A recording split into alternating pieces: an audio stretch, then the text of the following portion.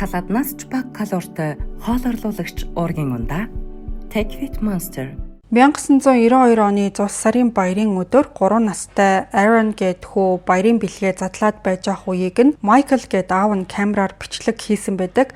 За хүү нь айгүй их баярлцсан байдалтай харагддаг. Айц төгшүүр гих зүйл нүрнээс нь огт харагддаггүй. За хүүгийн ээжийг нь болохоор Bonnie гэдэг. Бэлгээ задлж баярлж байгаа хүүгээ тэрврээд энэ бичлэг дээр бол бүх зүйл сайхан байгаа юм шиг харагддаг. За гэхдээ яг бодит байдал дээр Bonnie бол ерөөсөө аз жаргалтай байгаагүй, сэтгэл санаа нь хэцүү болцсон. Майклтай амьдрах хамтын амьдрал нь энэ эмэгтэйг аз жаргалгүй нэгэн болгож хувиргасан байсан. За яг тэр зул сарын баярын өдрөөс хэдхэн хоногийн өмнө Bonnie болохоор эгчтэйгээ ярилцаад эцсийн чухал шийдвэр гаргасан талаараа одоо ярьж исэн юм билээ. За тэр нь юу байсан бэ гэхлээр Bonnie бол аль хэдийнэ шинэ байр авах урьдчилгаа төлбөрөө хийцэн Aaron гээд хүүгээ явуулах шинэ сургуулийг нь хүртэл олчихсон гэж ярьсан байгаа. Төлөвлөгөө нь ерөнхийдөө маш тодорхой болсон. За Michael ажиллаар одоо 1 сарын дараа хотоос одоо явах гэж исэн юм билээ.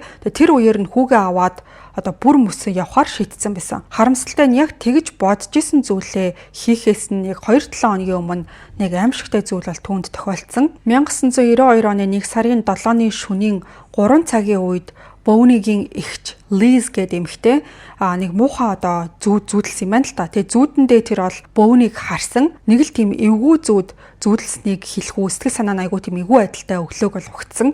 За тэгээд яг тэр өглөөнөө нэг маш эвгүй гэмээр утасны дуудлагыг хүлээж авсан. За яасан бэ гэхээр Bonnie одоо орс сургаггүй алга болцсон гэсэн тийм одоо дуудлага байсан маа. Өглөө 8 цагийн үед Флорида мужийн Jacksonville гээд хотод байдаг Red Roof Inn гээд зочид буудалд засварчин хийдэг хүн хогийн савнаас 23 настай Bonnie-гийн цүнхийг олсныхоо дараа цагдаад одоо дуудлага өгсөн юм байна. За удалгүй Майклд энэ зүйлийг мэдэгдээд цүнх олцсон газар түүнийг дуудсан. За Майклийг мэдээж цагдаа нар байцааж одоо ингээ эхнэр нь алга болсон юм чинь мэдээлэл авахыг оролцсон. Тэгсэн чинь Майклийн хэлснээр бол урд оройн эхнэртэйгээ одоо хэрэлдсэн. Bonnie оройны одоо 11 цагийн үед уурлаад гэрээсээ гараа явцсан. Удалгүй араас нь би хайхаар гараад хадмынхаа гэрийн хажуугаар өнгөрсөн чинь Bonnie-гийн машин бол тэнд байгаагүй. Тэр цагаас хойш Michael бол эхнэрээсээ ямар ч тийм сураг сонсоогүй гэж ярьсан. Ингээд цагдаа нар ор сураггүй алга болсон гэсэн хэрэгтэй бол нүүр тулсан. Гэхдээ Bonnie-гийн олдсон гэдээсэн одоо нөгөө цүнхэн дотор нь бэлэн мөнгө, зээлийн картууд нь бүгдээрээ одоо байсан байгаа. Тэгэхээр дээрэн биш гэдэг нь бол тодорхой. За магадгүй ямар нэг төрлийн гэмт хэрэг тэр дундаа одоо хүч хэрэгэлсэн байж болзошгүй гэж сэжиглэж эхэлсэн. За тэр өглөө бол Jacksonville хотын цагдаагийн газрын хүн амны хэргийн мөрдөгч Robbie Henson яг энэхүү алга болсон хэргийн мөрдөн шалгалтыг хариуцахаар томилогдсон юм байна. За тэгээ энэ мөрдөгчийн хамгийн ихний бодол нь Bonnie-гийн машиныг олох явдал байсан. За тэр даруйда Jacksonville олон улсын нисэх онгоцны буудлын машины зогсоолыг нэг бүрчлэн шалгая гэж шийдсэн. За тэгж байжгаад удаачгүй Bonnie-гийн Toyota Camry маркийн машиныг цүнхэн олцсон газраас 3 км орчим зайтай газар одоо олсон юм билээ. За мөрдөгчийн хувьд болохоор Bonnie хаашаа ч юм онгоцонд суугаад тэгээ ийш тийшээ явсан байж магадгүй гэж бодоод тэр өдрийн зорчигчдын жагсаалтыг шалгаж үүсгэхэд бүр ерөөсөө байгаагүй. Тэрнээс гадна хяналтын камерын бичлэгт хүртэл Bonnie одоо онгоцны буудалд одоо явж очсон гэсэн ямар нэг тийм дүрс харагдаагүй. За ингээд цаг алдалгүй Bonnie-гийн найз нөхөд гэр бүлийнхэн нь оройны 11 цагийн мэдээгээр гараад олон нийтээс тусламж хүсч эхэлсэн. Хэрвээ хэн нэгэн түүнийг харсан бол эсвэл энэ хэргийн талаар багч болтгой мэдээлэлтэй бол бидэнд ямар нэг зүйл хэлж туслаач гэж зурагтаар одоо тусламж хүсэж исэн байна. Гэр бүлийнхнийхэн хувьд Bonnie одоо хизээч ингээд хүүгээ орхиж авах хүн биш байсан. Яагаад алга болсон гэдгийг энэ хүмүүс ерөөсөө ойлгохгүйсэн. Хүүхэд нь ч гэсэн ээжигээ хаана байгааг ерөөсөө мэдэхгүй байсан. За тухайн үеэр Michael энэ болж өнгөрсөн үйл явдалд ямар ч тийм сэтгэл хөдлөлгүй харагдчихсэн нь олон ч үзэгчдийг гайхшралд оруулсан. За тэгээ нэг тийм хүүтэн хүндий байдалтай Bonnie аз жаргалгүй байсан. Явахыг хүсэжсэн. Би явуулахгүй гэж хүчээр хорч чадаагүй гэж ярьж исэн байгаа. Гэхдээ Bonnie-тэй ойр байсан хүмүүс нэг зүйлийг бол маш сайн мэдчихсэн. Тэр бол 3 настай хүүгээ хизээч ингээд хаяад явах хүн биш. Явлаа гэхэд цүнх машин гэхээсээ илүү хүүгээ ингээд аваад гарах хүн байсан гэдгийг бүгд мэдчихсэн. 1993 оны 1 сарын 8-ны өдөр Bonnie алга болоод аль хэдийнэ 24 цаг өнгөрчихсөн байсан. Цагдаа нар бол энэ үеэс эхэлж өргөн хүрээний эрен хайх ажиллагааг аль бие осоор эхлүүлсэн. Ар гэрийнхэн нь зарлал зурагт хуудсуудыг тарааж, нисэх онгоцны буудлын ойролцоох ой модтой бүсүүдийг нисдэг тэргээр дээрэс нь нэгжсэн ч гэсэн Бөөнигийн уулмөр олдоогүй. За энэ үеэр бол мөрдөгчид Бөөнигийн машиныг наривчилж шалгаж исэн.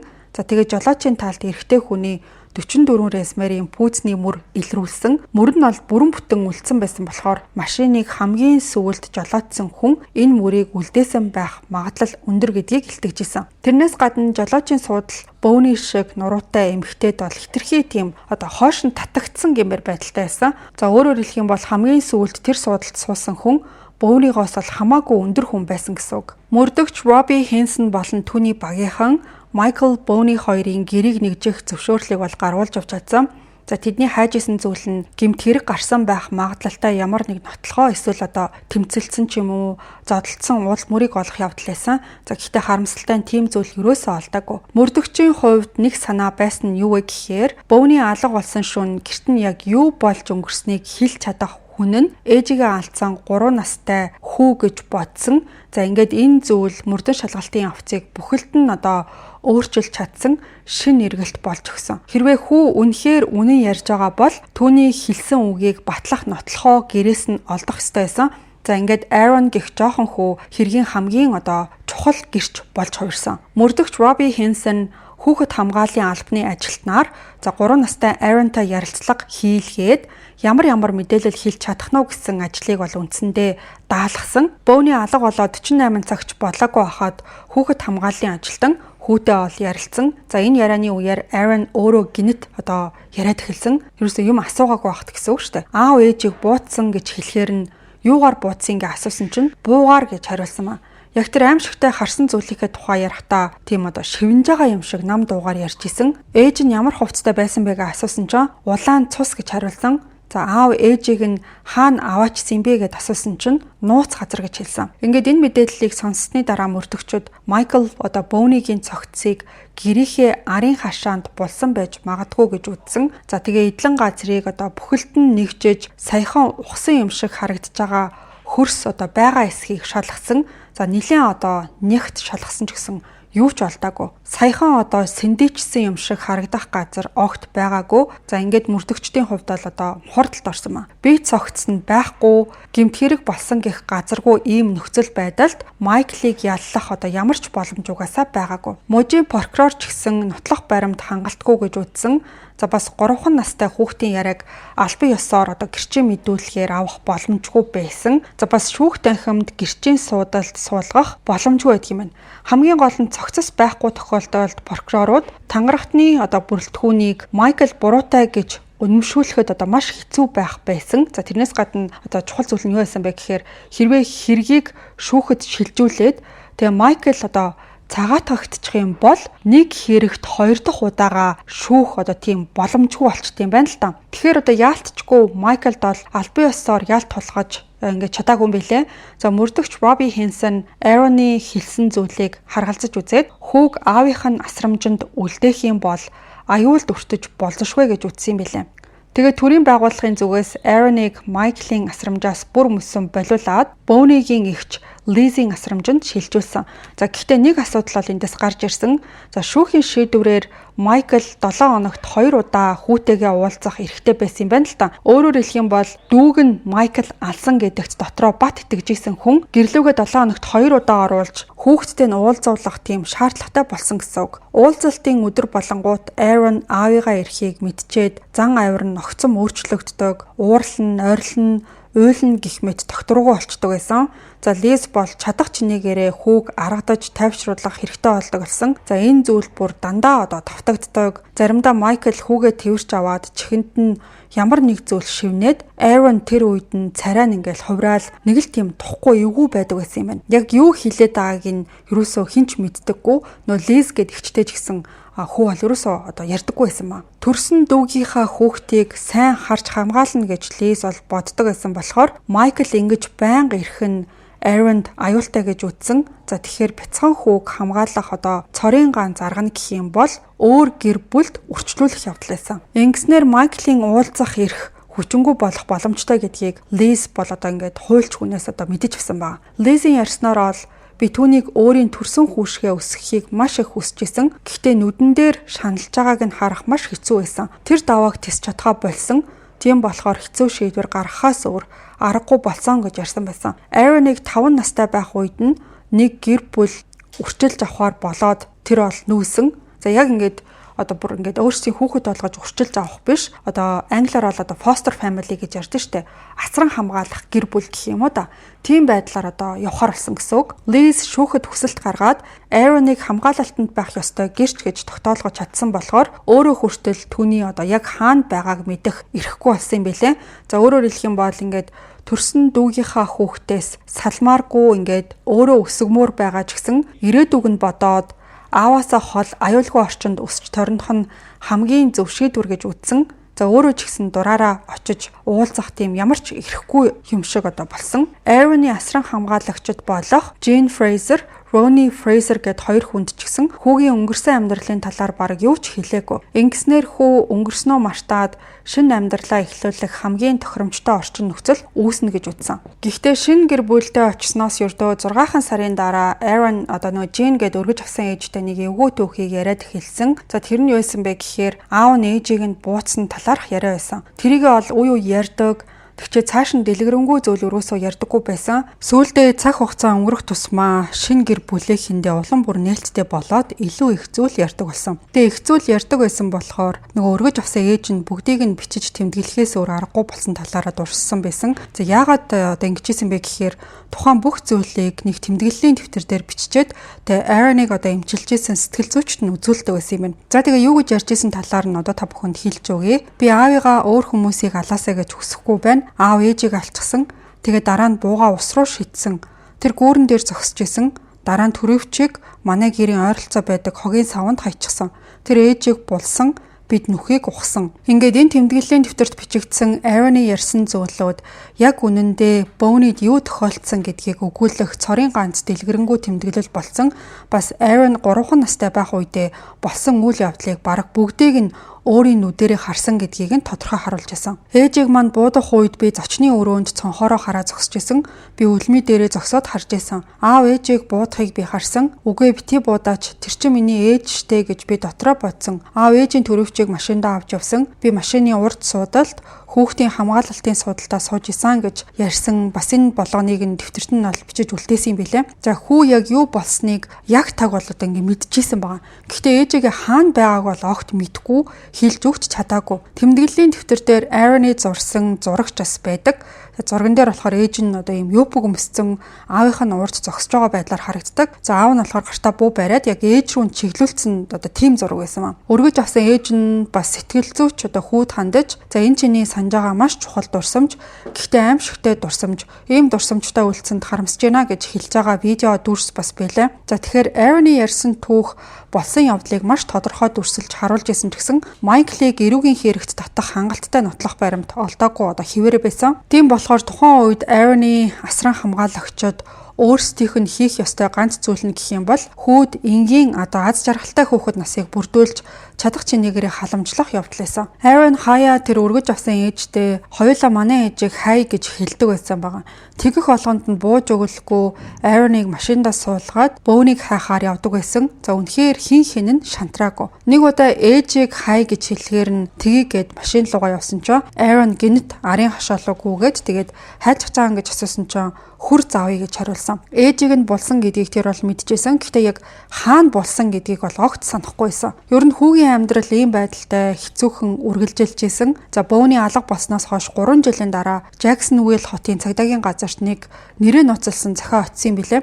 За тэр нь бол маш тийм товчхон захиа байсан. Bonnie Haim, Dolphin өргөн чөлөө, Jacksonville цогцсон нарын хашаанд булагдсан нохой авчир яаралтай гэж одоо ийм захиа байсан маа. Гэхдээ хамгийн харамсалтай нь цагдаа нар энэ мэдээллийг ерөөсөө цааш нь шалгаж үзээгүй ингээ өнгөрцөн байлээ. За 1999 онд Aaron 10 нас хүрсэн. Fraser-ийн гэр бүлдээ бараг 6 жил амьдарчихсан байсан. За тэгээ нэг өдөр Aaron-д урчилж авах тухай бичиг баримтыг харуулад за өөрөөр хэлэх юм бол ингээд асран хамгаалагч гэсэн утгаар биш бүр албан ёсоор одоо эцэг гэхэд болж байгаа гэсэн тийм төрлийн одоо бичгийг бол хүүд харуулсан байгаа.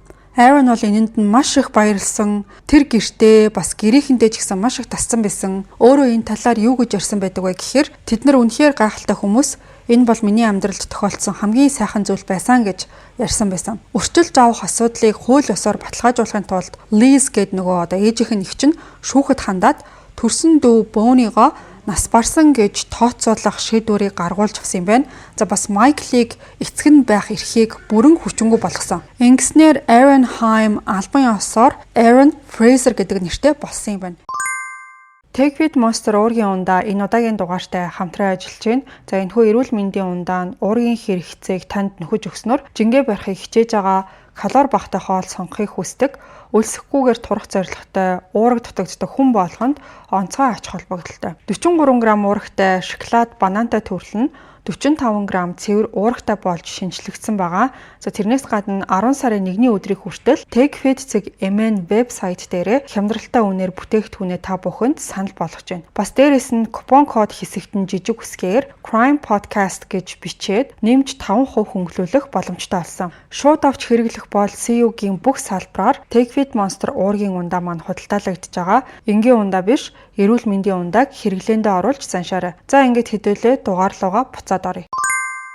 Ингээд он жилүүд өнгөрч цаг хугацааны ирэхээр Aaron багтаа тохиолдсон бүх тэр аимшигтай үйл явдлыг бараг л санахаа болсон. Нэг бодлын инхэн ч гэсэн өөрийнх нь ирээдүйд хэрэгтэй байсан баг.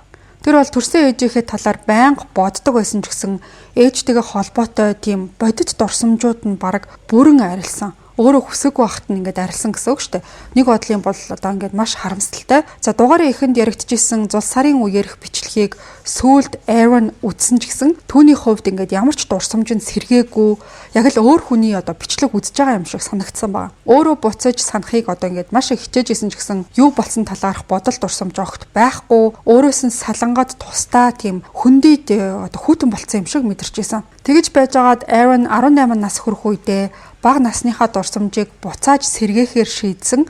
За ээжтэйгээ байсан сайхан мөчөөдөө гэхээсээ илүү ээжийг нь яаж алсан, аав нь яг хаана хамт нөхөх хүчээсэн гэх мэт мэдээллийг эргэж санахыг хүсч эхэлсэн ба. Тэгээ тэрнээс нь болоод хүний тарих ер нь яаж ажилдаг гэдгийг судалж эхэлсэн юм билээ. За ямар нэг өдөөгч хүчин зүйл түүний мартагдсан дурсамжуудыг сэргээж чадна гэж найдаж байсан. За түүний 3 нас хагастай үеийн тарих одоогийнхоос нь огт өөрөөр ажилдаг гэдгийг тэр ямартаач сүүлд нь ингээд ойлгосон юм байна.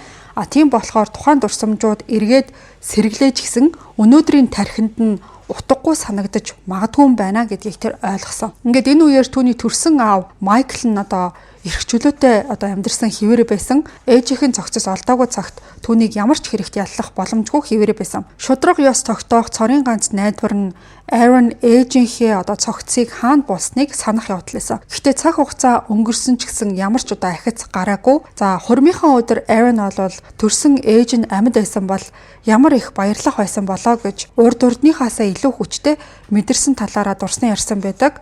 За эхнэртэй болж ингээд шинэ амьдралаа эхлүүлж явах тэр үеэрээ өнгөрсөн тэр аимшигтай дурсамжууд амьдралд нь эргэж орж ирэх гэж байгаа гэдгийг тэр бол огт мэдээгүй. 2005 онд Bonnie алга болсноос ингээд 12 жилийн дараа Liz нэг хэцүү мэдээг олж сонссон. За тэр нь юу байсан бэ гэхээр Michael болон түүний эцэг эх нь Bonnie-г нас барсны дараах хуримтлалынх нь мөнгийг авахар оролцсон гэсэн тийм нэг эвгүй мэдээ байсан. За Liz бол мэдээж бүр ингээд маш их ууралсан, хизээч ийм зүйлийг хүлээн зөвшөөрөхгүй нугасаа ойлгомжтой. За тухайн мөнгө бол өөрийнх нь хүүд Aaron-д очих хэвээр мөнгө байсан. Тийм болохоор Liz Michael-ыг шүүхэд өгөөд ашгүй Liz бол тэрэн дээр нь ялсан юм бэлээ. За шүүх бол Michael-ыг буруутай гэсэн тийм шийдвэрийг гаргасан. Liz ингэж тэмцсэний ачаар Aaron ээжийнхээ хуримтлал, за бас Michael-ийн эзэмшдэг компанийн хувьцаа, бас Dolphin өргөн чөлөөнд байдаг хуучин байшинг нь ингээд тэр чигт нь өвлөж авахар болсон юм билээ. За 2014 он гэхэд Aaron бол 24 нас хүрсэн байсан. За тэр бол бага насаа өнгөрөөсөн ээж аавтайгаа хамт амьдарч байсан байшингийнхаа цорын ганц эзэмшигч нь болчихсон байсан. Гэхдээ яг үнэндээ бол тухайн байшингаас бүр мөсөн салах гэсэн тийм цорын ганц хүсэл түүнд байсан. Үннийг хэлэхэд Aaron бол тэр байшинтай ямар ч холбоотой байхыг хүсээгүй. эзэмшигч тийм хүсэл байгаагүй. Энэ байшин түүний хувьд амьдралынх нь хамгийн хэцүү, хамгийн хар бараан үеийг нь сануулдаг газар байсан. За тэгээ аль болох хурдан хугацаанд байшингаа зархаар шийдсэн юм байна. Олон жилийн турш тэр байшинг нь өөр хүмүүс түрээсэлж амьдардаг байсан юм билээ. Тэгээ хүмүүс нь түрээсээ зогсоогоод байшин нь суларсан болохоор Aaron буцаж очиод харсан чинь тухайн байр нь бол нэлээд тийм муудсан, айгүй эвдэрлэгтэй болцсон байсан. Тэгээ засварын хүмүүс дуутахын оронд өөрөө бүх ажлыг хийхээр шийдсэн юм байна. За байшингийн арын хэсэгт найдаг усан сан бас гаднаа нь байдаг тийм шүвшүүрийн хэсэг ч гэсэн нэлээд засвар шаардлагатай болцсон. За усан сангийн суур хэсэг нь доошоогоо нэлээд ийм суулт өгцөн хавтангууд нь цуурцсан байсан. Тэгээ тэр болгоныг шинжлэе гэхээр нэлээд их тийм зардал гарахаар байсан. За тэгээ сүүлдээ усан санг шороогоор дүүргээд гаднах шүвшүүрийг нь тэр чигт нь авч хаяхаар шийдсэн. За тэгсэн чинь шүвшүүрийн доорх бетон суурийг бүрхсэн байдаг тийм тоосгонуудыг авч эхлэх үеэр за нэг бодолт толгойд нь орж ирсэн юм билээ. Нөгөө Жин гээд өргөж авсан ээжтэй хэрвээ ээж маань энэ хашааны хаа нэгтэй байгаа бол яг энд байгаа хаа гэж нэг удаа хэлж ирсэн юм байна л да. Тэгээ тэрийг гинэт санаад сэтгэл санаа нь жоохон өмрөөд эхэлсэн. За ер нь зүгээр энгийнээр ингээд бодоод үцхэд хүн ер нь ингээд муухай дурсамжаа эргэж санахыг ерөөсөө хүсдэггүй, муухай дурсамж үлдээсэн газараа ч гэсэн дахиж очихгүй байхыг ингээд хичээдэг. Яг тэрэн шиг энэ байшинд очисон Aaron-д хуучин дурсамжууд нь ингээд бодогдоод мэдээж айгу тухгүй байсан бах. 2-7 хоногийн дараа гэхэд тэр бол нэг жижигхэн экскаватор түрээсэлж авч агаад хүргэн анхыгаа туслаад өгөөч гэж гуйсан байгаа. Тэгээ усан сангийн эргэн тойрондохыг нь багаар буулгаад дараа нь гаднах нөгөө шүшүүр гэж яриадсэн шүү дээ. Тэрний ойролцоох нэг усны хоолойг нь санаандгүй байжгаад мөргөж гимтээснээс болоод ус алдаад эхэлсэн. За тэгэхээр нь хоёулаа хүр заваад ус яг хаанаас ингээд алдж байгаа гэдгийг олохын тулд ухаад эхэлсэн. За байшингийн суурийг яг хажуугаар нь ухаж исэн чинь Aaron нэг тийм гялгар уут бол олж харсан байгаа. Ухаж явах үеэрээ тэр уутыг цоолоод тэгээд coconut гэж байдаг шүү дээ. Тэрийг нь болохоор монголоор кокос гэж хэлдэм байлээ. За тэгээ нөгөө Aaron бүр ингээд гайхаад юун кокос вэ? Ямар сони инхийн энд ингээд кокос ууданд хийгээд булчдаг байна гэж бодсон байгаа. Тэгээ уутыг татаж гаргачаад хоёулаа нөхрөө дахиад өнгийгөөд харсан. За тэгсэн чинь тэнд нь болохоор ийм хүний тийм шүт шиг зүйл харагдсан байгаа. Ингээ ерөнхийдөө бүх зүйлийг тэр ойлгосон. Liz уцаа харсан чинь Aaron ингээ залгацсан тийм missed call байсан. За эргүүлээд залгасан чинь би ээжигээ олчлоо гэж өдөөс нь ингээ баг хашгирах шахам хэлсэн байгаа. Ингээд энэ үйл явдал 20 гаруй жилийн турш тайлагдаагүй байсан хэргийн хамгийн анхны томоохон ахиц байсан. За хожим нь DNA шинжилгээгээр тухайн олцсон хүний биеийн үлдэгдэл үнэхээр Bonnie Haim гэдэг эмэгтэйгийнх мөн болохыг ингээ албан ёсоор баталсан юм билээ. Мөрдөгчүүд 1993 онд хэргийн газрын шинжээчдийн авсан гэрэл зургуудыг дахиж шалгах үеэрээ маш чухал нэг ялгааг анзаарч харсан. За тухайн үед яг тэр газар гадаах шүршүүр гэж огт юусоо байгаагүй. Оронд нь бол усан санд ашиглаж исэн тийм нэг хлор гэж байдаг штэ. Тэр хлорны савнуудыг дээрээс нь ингээд овоолоо тавьчихсан байсан. Тэгэхээр хүмүүсийн анхаарлыг өөр тийшээ хандуулахын тулд зориуд бүр тэгж хийсэн нэг арга байсныг ингэж нийгэм бүр 20 хэдэн жилийн дараа ойлгосон юм байна. За нөгөө холоор хийсэн сав тавьсан байсан газрын өвсийг яг тэр газрын шороо хөдөлсөн гэдгийг үндсэндээ бол ингээд хинч анзаараагүй өнгөрчихсөн. Хинч сэжиглээгүй өнгөрчихсөн байсан. Тэрнээс гадна холоорны тийм хүчтэй хурц үнэр гүйхэн ухаад болсон цогцсны үнрийг бүрэн дарж исэн гэж хэлж болно. За ингээд бүхэл 21 жилийн дараа Dolphin өргөн чөлөөнд байдаг хуучин байшин эцэст нь бол жинхэнэ утгаараа ингээд хэргийн газар гэж тэмдэглэгдсэн. Цогцсыг гаргаж авах үеэр Bonnie-гийн хурмын бөөгж, за хумс, өмсөжсэн хувцснууд нь ч гэсэн бүгдээрээ бас олдсон юм билээ. За тэрнээс гадна Майклийн эзэмшдэг байсан буутай таарах нэг тийм сумны хонгоонд гарч ирсэн. За ингэж нийгэм Aaron тэр олон жилийн өмнө үнэн зүйл ярьж исэн гэдэг нь тодорхой болсон юм байна. За аав нь бол ээжийг нь алсан, булшиг нь хамт ухсан гэд бүх зүйлийг нүдээр харсан гэрч болсон. 2015 оны 8 сард Michael Haim-ыг 2 дугаар зэргийн хүн амны хэрэгт буруутгаж яллахаар хойд Carolina мужаас баривчилсан. За мөрдөн байцаагч түүнд бол Bonnie-гийн шарилыг бид олсон. Хэрвээ боломжтой бол Bonnie алга болсон тэр үеийн нөхцөл байдлын талаар дахин тантай ярилцмаар байна гэж хэлсэн чинь би ямар ч мэдүүлэг өгөхгүй юу ч ярилцахгүй гэсэн хариултыг өгсөн. 2019 оны 4 сарын 8-ны өдөр Майклийн шүүх хурал эхэлсэн. За Бөүнийг бол хөнөөснөөс хойш ингээд 26 жилийн дараа ингэж нийгэм шударга ёс тогтоох ажиллагаа албан ёсоор эхэлсэн. За хамгийн хэцүү зүйл нь юу байсан гэхээр нүдээр харсан ганц гэрч Aaron-ы хувьд бол тэр үеийн болсон явдлыг огт санахгүй гэрчийн суудалд сууж исэн ч гэсэн хэргийн талаарх одоо ямар ч асуултанд хариулж өрөөсө чадахгүй байсан. Хэдийгээр хэргийн газараас олдсон цогцос Бөүнигийнх одоо мөн болох нь тогтоогдсон ч гэсэн Майклийн өмгөөлөгчд нь өөр тайлбарыг бол гаргаж ирсэн. За энэ байшинг олон жилийн турш өөр хүмүүс түрээсэлж амьдарч исэн. Тэгэхээр жинхэнэ алуурчин хизээнийг өдөр буцаж явж очиод цогцыг тэнд булсан байж болно гэсэн одоо ийм зүйлийг ярьж исэн байна. Гэхдээ прокурорын таал одоо энэ тайлбарыг маш хурдан няцааж чадсан юм байлээ. Тэгээ яаж няцаасан бэ гэхээр Майкл түрээслэгчтэйгээ тусгай төрлийн тэм гэрээ байгуулад за хашааны арын хэсгийн зүлэг шороог нохоогоороо ухуулахгүй байх. За бас ямар ч тохиолдолд өөрсдийн дураар газар ухахгүй байх гэсэн тийм нэг одоо үүрэг болгосон гэмээр заалт одоо гэрээн дээрээ оруулчихсан байсан. Тэрийг нь ашгүй шүүхтэр одоо ингээд прокурорууд нь гаргаад ирсэн. За тэрнээс гадна шүүхийн зүгээс Бөүний алга болсноос 2 хоногийн дараа Aaron-тай ярилцлага хийсэн гэдээсэн одоо нөгөө хүүхэд хамгааллын ажилтныг шүүхэд гэрчээр мэдүүлэг өгөхийг хүлээн зөвшөөрсөн юм билээ. За тэгээ прокурор тэр хүнээс асуулт асууж эхэлсэн. Aaron ээжигээ бэрцэн гэмцэн гэж ярьж ирсэн үү? Тийм. Ээжиг нь хэн тэгсэн гэдгийг нэрлсэн үү? Тийм. Дэрийг нь хэн гэж хэлсэн бэ гэсэн чинь, хэнийг гэж хэлсэн бэ гэсэн чинь аавыгаа өөрийнхөө аавыг гэж хариулсан. За Aaron болохоор шүүх танхимд ярих үеэр бүх хүн бол намгүй болцгоосон. Тэгээ прокурор түүнээс асуулт асууж эхэлсэн. Чи баг байх үеийн ээжтэйгээ ойр байсан мөчүүдээ санаж гэнэ үү гэсэн чинь үгүй. Би ээжийнхээ талаар ямар ч дурсамжгүй болсон. Тэгэхээр чиний ээжийнхээ талаар санаж байгаа цорын ганц зүйл нь түүний гавлын асыг өөрийнхөө гараар барьж исэн тэр мөчүү гэж асуусан чинь Aaron маш зөөлөн дуугаар тийм гэж хариулсан. 4 сарын 12-ны өдөр буюу 5 өдөр үргэлжилсэн зүрх шимширмээр шүүх хурлын дараа тангарагтны бүрэлдэхүүн шийдвэрээ гаргахад ердөө 90 минутыг зарцуулсан. Ингээд эцэст нь Майкл Хайм эхнэр Бөүнийга хөнөөсөн хэрэгт буруутай гэж үтсэн билээ.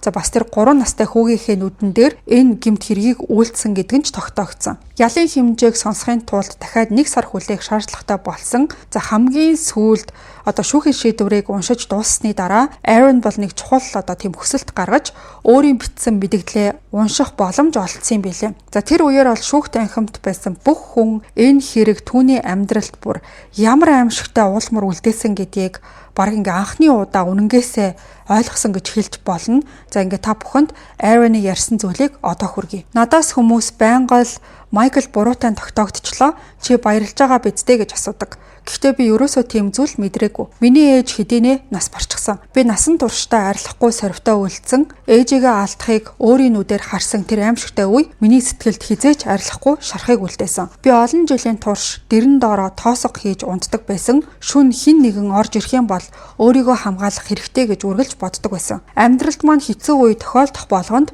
ээжигээ яг хаана болсон гэдгийг санахыг маш их хичээдэг байсан. Тэрний нэг нь намайг 18 настай байхад болсон. Би багтаа тайлбарлах гэж оролцсон байж магадгүй гэж бодсон газар руугаа ганцаараа явсан. Хүр заваад ганцаараа очисон.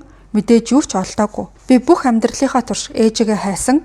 1993 оны 1 сарын 6-нд болсон явдлын талаар надад тод дурсамж одоо байдаггүй. Миний тарих тэр дурсамжууд руу нэвтрэх боломжийг манд бүрэн хаачихсан юм шиг санагддаг. Гэхдээ тэр шөнө ээжийг Майкл Хайм алсан гэдэгт би хизээч эргэлзэж байгаагүй. Би ээжигээ нүхэн дотор хөвтөж байгаагаар зураг зурдаг байсан. Тэр өдөр олдсон үеийнхтэй яг адилхан бие хумайд хөвтөж байгаагаар нь зурдаг байсан. Би түүнийг буутсан гэж хэлдэг байсан. Би түүнийг булсан гэж ярьдаг байсан. Би Майкл түүнийг алсан гэж хэлдэг байсан. Өнөөдөр бүх зүйл үнэн байсныг мэдлээ. Ямар ял шийтгэл шудраг байх вэ гэдгийг би мэдэхгүй. Гэхдээ нэг зүйлийг би маш сайн мэднэ.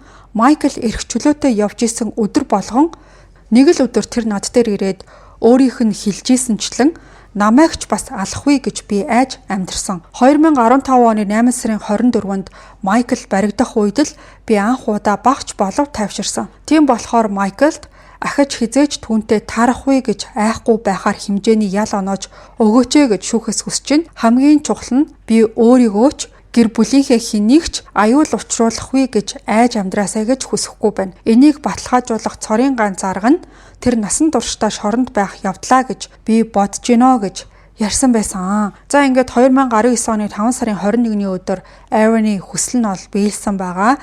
За Майкл Хаймд бүх насаар нь хорих ялыг оноосон юм байна. Ингээ эцэст нь Бөөнигийн амиа алдсан гэмт хэргийг илрүүлсэн хүн нь цагдаа биш, харин ээжигээ хизээч мартаагүй, хайхаа хизээч зогсоогоогүй төрсөн хүүн байсан. Одоо ийм нэг маш эмгэнэлтэй кино шиг түүх байна. За Aaron бол сүүлд өргөж авсан гэр бүлийнхэндээ тийм айгүй сайн юм бэлээ. Газар одоо маш сайн хүмүүс таарад гэрийнхээ нэг гишүүнэ болгоод чин сэтгэлээсээ хайрлаж өсгсөн байдаг. За Aaron-ыг яг төрсөн хүүшгээ хайрлаж өсгсөн болохоор тэднэрт одоо үргэлж талархаж явдаг.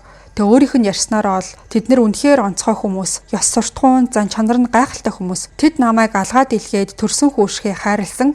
Би хизээч юу ч гуух шаардлагагүй байсан. Намайг ямар ч болцолгүйгээр хайрлсан. Хэрэгтэй үед үргэлж хажууд минь байж чаддаг байсан гэж ярьсан байсан. За харин өргөж авсан Jean гээд ээжийнх нь ярьснаар бол миний хүссэн ганц л зүйл гэх юм бол Aaron-ыг хамгийн сайхан амьдралтай байгаасаа гэсэн хүсэл байсан гэж ярьсан байсан. Ингээд Aaron гих залуугийн хувьд амьдралд нь шинэ хуудас нээгдэж өөрийнх нь тулсан амьдралаас хүмүүст нэгч болов зүйлийг сураасай. За ялангуяа хүүхэд насндаа аимшигтай сэтгэл зүйн шарх амссан хүмүүс ч гэсэн тэр бүхнийг даван туулж чаддаг гэдгийг ойлгоосэй гэж хүсдэг юм байна. За ингээд ийм нэг маш эмгэнэлтэй, за гэхдээ сайхан төгсгөлтэй гэж хэлж болохоор түүхийг та бүхэнд ямар ч тач хүргэлээ. Маш олон зүйл бодогдуулсан кейс байлаа. Ер нь л ингээд бодоод байхад хүчирхийлэлтэй гэр бүлд байгаа хүүхдүүд бүх зүйлийг харж идэг. Жохон бага олчир настай байсан ч гэсэн юу болж байгааг анзаарч өөрийнхөө ойлгож идэг. Сайн зүйл хийгээд үлгэр дуурайл болохыг ч гэсэн ойлгож анзаарч идэг. Бас муу муухайг ч гэсэн ойлгож харж идэг. Тэгэхээр бүгдээрээ дор бүрнээ хичээцгээе, үгээ анхаарий, үйлдэлээ анхаарий. Сайн бүхнээр үлгэрлэн дуурайх хүн нь та байхыг хичээгээрэй гэж өрөөгөөд энэ удаагийнхаа дугаарыг өндөрлөе. За ингээ энэ удаагийн дугаартай хамт байсан нийт сонсогчдоо баярлалаа. Дугаартай маань TechFit Monster уургийн ундаа хамтарч ажиллалаа.